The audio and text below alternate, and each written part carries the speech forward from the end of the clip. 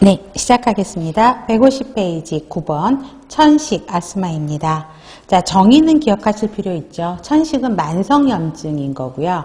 그로 인해서 기관지가 염증에 대한 반응작용으로 기관지가 수축을 하게 됩니다. 또 기관지 감인 반응을 특징으로 하는 호흡기 질환이 천식이죠.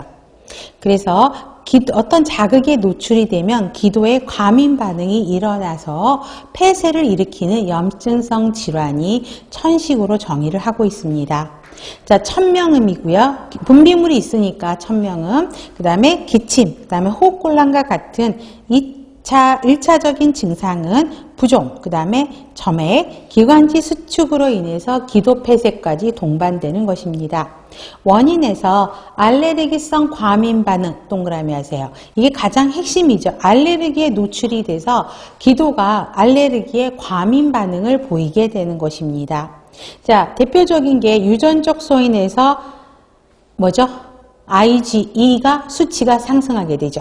그래서 이 알레르기 원과 관련되는 게 IgE예요. 알레르기는 항원을 일으키는 거죠. 그래서 IgE, 그래서 천식이라든가 알레르기성 비염, 아토피도 결국은 알레르기와 관련되는 거죠. 그래서 아토피성 피부염 이런 것들은 저 IgE가 가장 대표적인 수치가 상승한다라는 거 이거 꼭 기억하셔야 됩니다. 그래서 IgE 상승이라는 거 기억하시면 좋겠고요.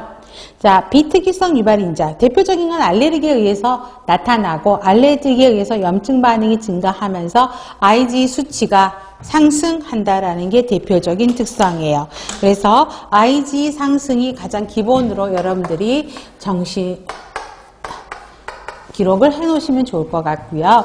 그 다음에 비특이성 유발인자, 기관지 압박, 이물질, 그 다음에 염증, 운동 후 기관의 경취, 차가운 공기, 이런 거에서도 의해서도 일어나지만 일반적으로는 알레르기성 과민 반응, 그 다음에 유전적 소인 IgE 수치 상승입니다. 자, 특징은 자, 자극이 주어면 기도가 민감하게 반응하는 기도의 과민 반응이 특징이라고 그랬죠.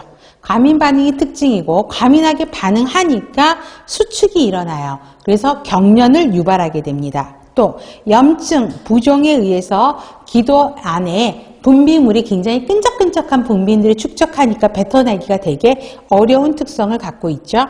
자, 기도 폐쇄의 발생 기전을 보면 점막의 염증과 부종이에요. 그래서 진하고 끈끈한 분비물이 축적이 되고 그 다음에 이물질인가 과민 반응이니까 기관지와 평활근의 경련으로 인해 기도 직경이 좁아져요. 그러면 기도 직경이 좁아지고 끈끈한 분비물이 배출하기가 어렵죠. 그래서 호흡기 폐쇄를 유발하는 것이죠.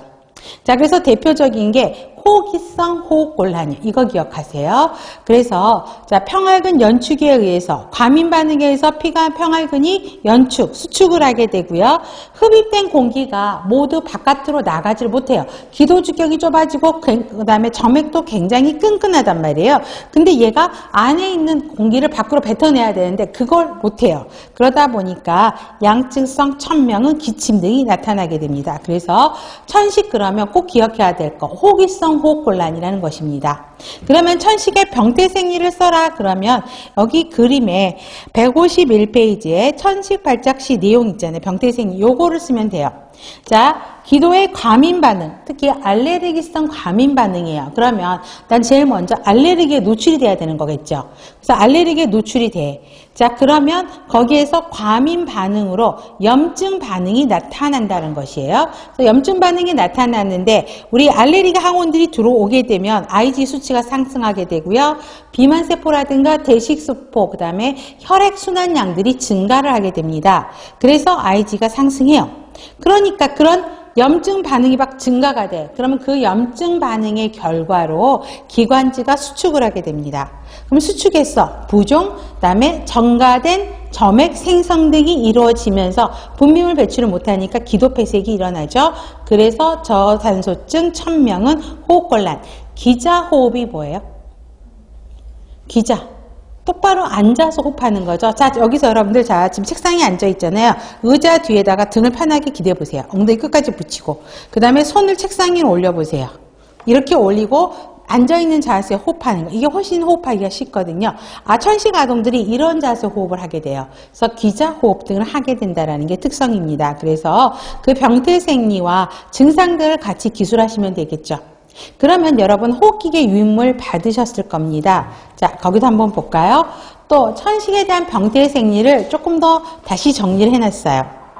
기관지와 세기관지의 평활근 견축으로 인한 세기관대 직격이죠. 구멍, 구경, 이게 감소하는 것이죠.